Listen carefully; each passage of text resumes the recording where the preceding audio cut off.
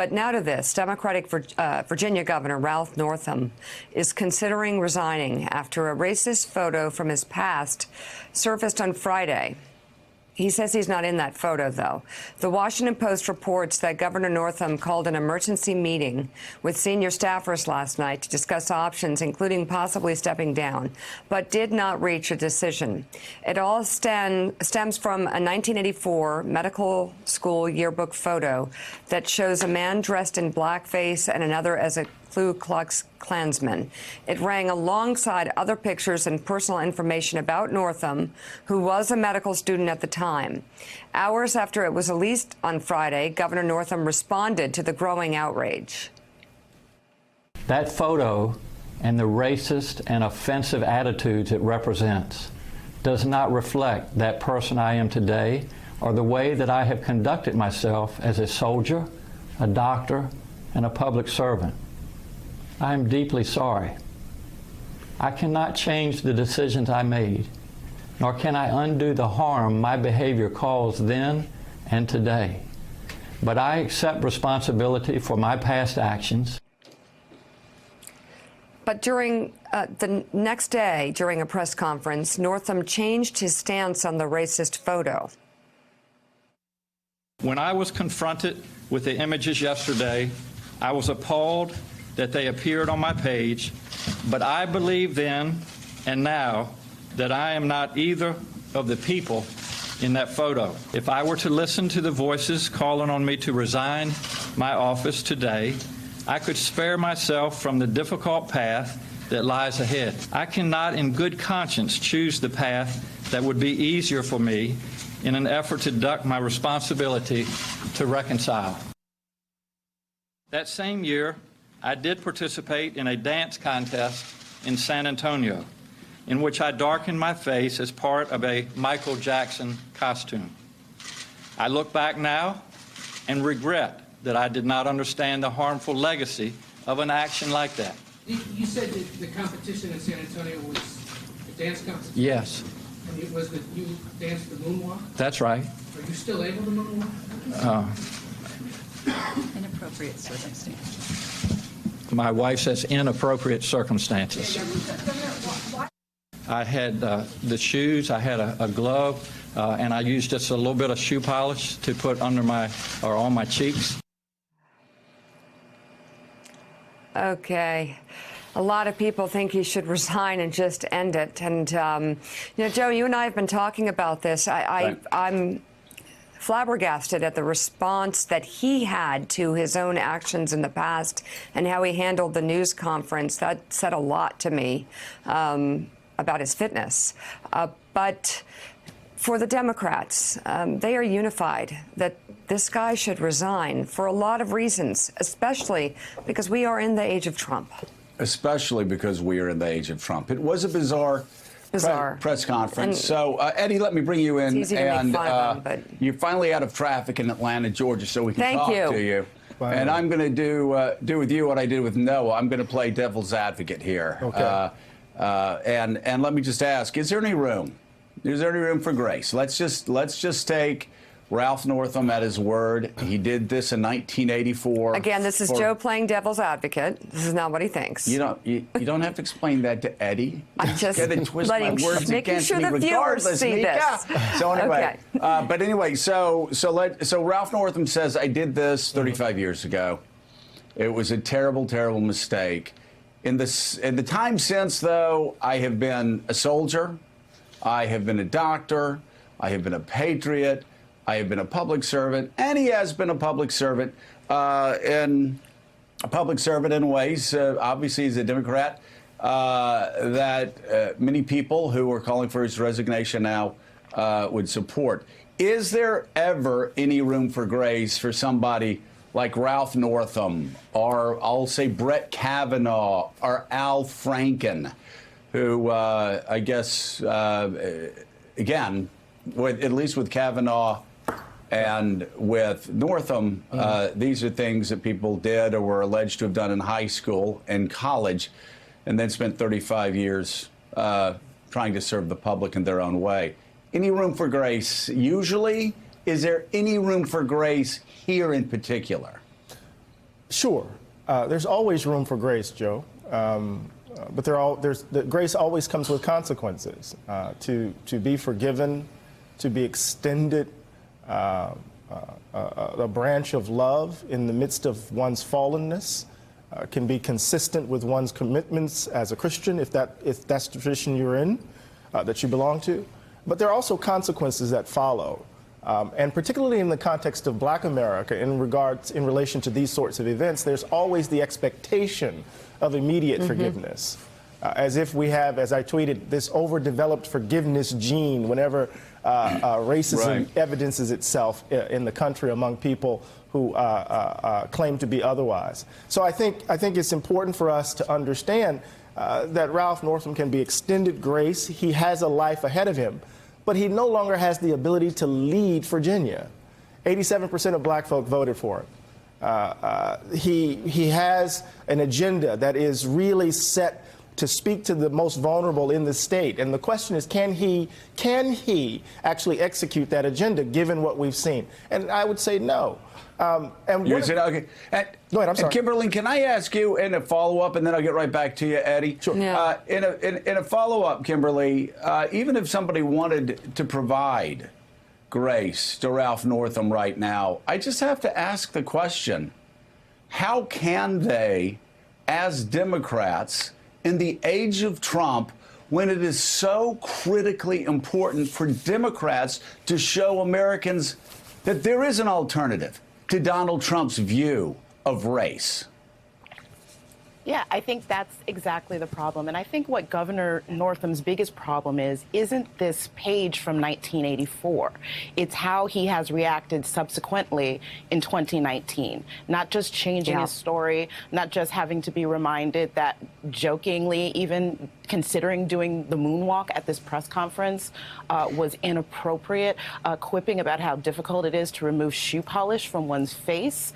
That is what is something that I can't imagine that he can recover from politically, well, in any state, but particularly as governor of the state of Virginia that has such a deep history of racism that goes back to its founding, and where roughly 20% of his constituents are black and more than 30% of his constituents are people of color. It's just difficult to see how he can regain the trust of those constituents. I think it goes beyond party and just whether he is able to lead at this point, and it's hard to see how he could.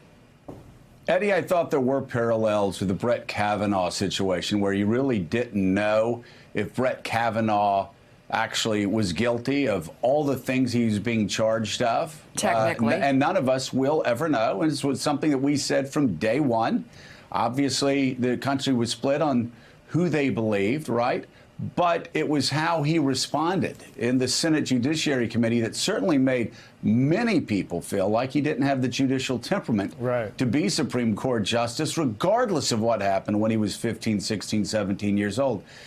Boy, I've got to say, in that Ralph Northam press conference, I remember somebody comparing him to a bag of mulch during the campaign, said he had the wisdom and the charisma of a bag of mulch. I laughed at the joke on Twitter, but it certainly, that seemed to play out. I think a bag of mulch probably would have done better because they wouldn't have given pro tips on how to put black shoe polish on your face as Ralph Northam did, and they wouldn't use the logic that somebody described as, I think they said something like, I didn't burn down my next door neighbor's house, and I know this because I specifically remember burning down my neighbor's house across the street, which seemed to be his logic. And Joe, remember, this guy's nickname was Coon Man. Right? So this isn't a one-off. Yes. The guy's nickname was Coon Man. By the way, Eddie, so Eddie, you're a little younger than I am. We both come from the same region. Just a smidge, yes, exactly. But I was at University of Alabama, 1981 to 1985. First of all, I never saw anybody in any party or any event put on a Ku Klux Klan outfit or put shoe polish on their face. If they did, people would have run away from them. Maybe it happened. I don't know, but I sure didn't see it. It sure as hell didn't happen at medical schools or law schools. Right. I don't know if some 17-year-old kid got drunk and did it or not. So I can't vouch for you. No, I cannot vouch for the entire state of Alabama Twitter people. But I never saw that, and I sure never saw. The other things, what he described as like Coon Man being his nickname, and all the things that were in that yearbook. His blackface picture wasn't the only picture in that 1984 yearbook, and you're sitting there thinking, where is this in deep Virginia, 1942? I mean, it's unbelievable. Right, Joe. And many of these folks went on to become doctors who then had to serve communities of color. You wonder how they delivered medical advice and how they practice. But what's interesting to me is this. One thing we can say is really quickly is that Northam's comm team must be the grandchildren of the Keystone Cops, because you don't. Oh my Lord. That was just absurd. And then the second thing I want to say is this: for Northam to think that dressing in blackface was okay, for Megyn Kelly of our own network to think that it was okay, for Michael Ertel, the elected Secretary of State in Florida, who in 2005, who had to resign, who dressed in blackface for a Halloween party, to think it's okay. It reveals that there are no black people in their intimate lives, that we're mysteries to each other. The fact that you don't know black people, the fact that we don't exist and live with each other in social spaces would lead you to believe that you can wear this stuff on your face. So part of what we're seeing here, because racism is not the sole possession of Republicans. Racism is in the very fabric of this country. And what it reveals is how deeply and profoundly, Joe and Mika, segregated this society is. I teach at Princeton. I teach at an elite institution, but when I go home to my house, when I go to my social spaces, they are deeply segregated, Joe, just as yours are. And so part of what we need to understand is that we're mysteries to one another, so that mask can stand in for me. So Governor Northam represents something beyond the ideological partisanship, all that stuff. He represents something that's profoundly wrong with us, with America. And I think he missed an opportunity to actually have that conversation. So I wonder what it is, though, that he could have said that would have recognized what you just said, Eddie. Well, look, can I just... I guess, nothing. Eddie, the bigger question is... There's nothing. Let me ask, does anybody believe at this point there's anything that Ralph Northam could have said at that press conference that could have saved him as governor of the state of Virginia? Or to at least recognize what's profoundly wrong and help heal? I don't think so. I don't think so. No. Well, look, can I jump in real quick and just say the following? Joe, to go back to your original question, which was, is there room for grace in any circumstances such as this, right? There are, as Eddie said, there's lots of space for grace in the private sphere, and there's some in the public sphere, but there's certainly not any space for grace for someone who offers an apology for something and then essentially retracts the apology the next day. Correct. You can't get grace unless you actually take responsibility for having committed the sin. It's also the case this thing happened if he's in the picture, which we assume, well, I don't know. If he's in the picture, as he acknowledged the first day, his claim was, I was in the picture, right? It took place in 1984. So that's 33 years ago, 35 years ago, right? So I'm stuck in 2017. So that's 35 years ago. How many races has Ralph Northam run? How many places has he been? If this was a youthful mistake, it's as heinous as it is, he's had a lot of opportunities to point to that picture and claim responsibility and ask for grace. He's run for office multiple times. See, I agree with that. The only time in which, even if he were now asking for forgiveness, he would only be asking for forgiveness in the context of having been caught. So I don't think there's space for grace for that guy who is only asking for forgiveness once he's been caught for this behavior, and now having claimed responsibility for it, and then the next day taking back the apology. There's no space for grace for that guy. On top of which, on top of which, I'll say, even if he's not in the picture, what's that doing on your yearbook page? I mean, that's right. Honestly, like on the first site. By the way, I just got to say, if it's on your yearbook page, yeah, you're going to say something. I went to school, not at Harvard, not at McGill in Canada. I went to the University of Alabama, right, where race issues have been ripe for quite some time. Yeah. And I was there in 1984.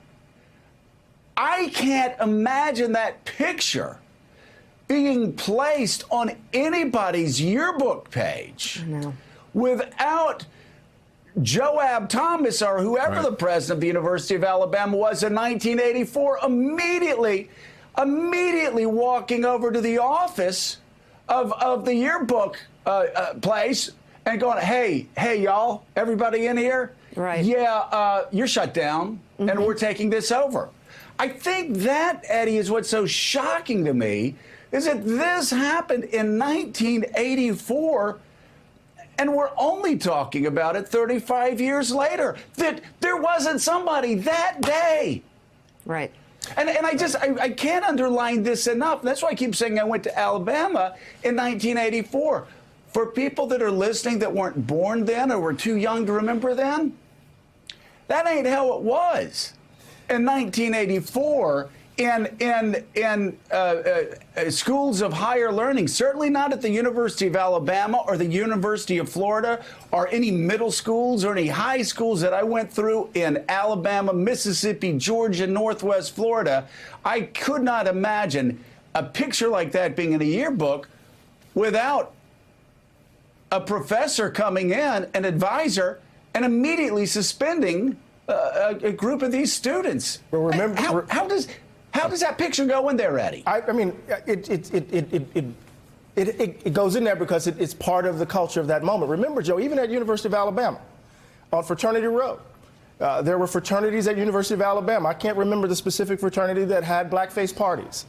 That there was debates going on, not only at Alabama, but also at other institutions about these parties where white kids would black up their faces and black kids would come in, and then they would have all of this conflict. And at Ole Miss, and then also absolutely. at a lot of Southern universities, the Old South celebrations that have now been banned, but they were only banned in about the mid-2000s. So there's been this ongoing crisis, right?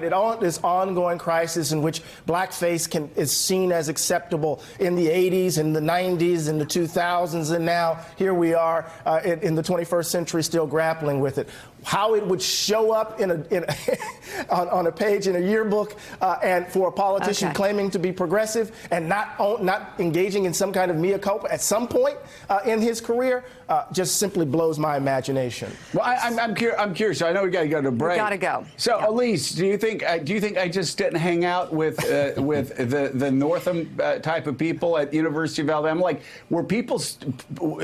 Do you think I could look at an Ole Miss yearbook from 1984 and see people with a black face on there? I do not think in the yearbook. I would be shocked if it was officially sanctioned in the yearbook.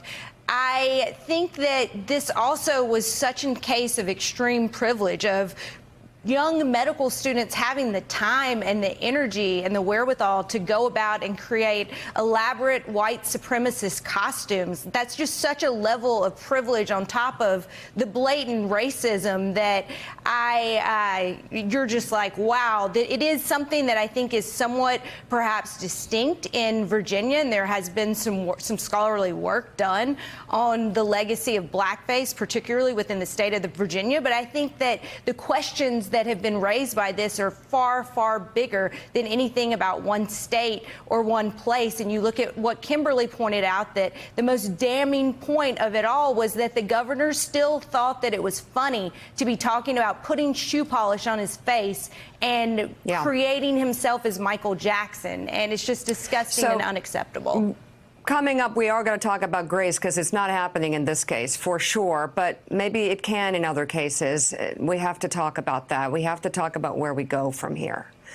Thanks for checking out MSNBC on YouTube, and make sure you subscribe to stay up to date on the day's biggest stories. And you can click on any of the videos around us to watch more from Morning Joe and MSNBC. Thanks so much for watching.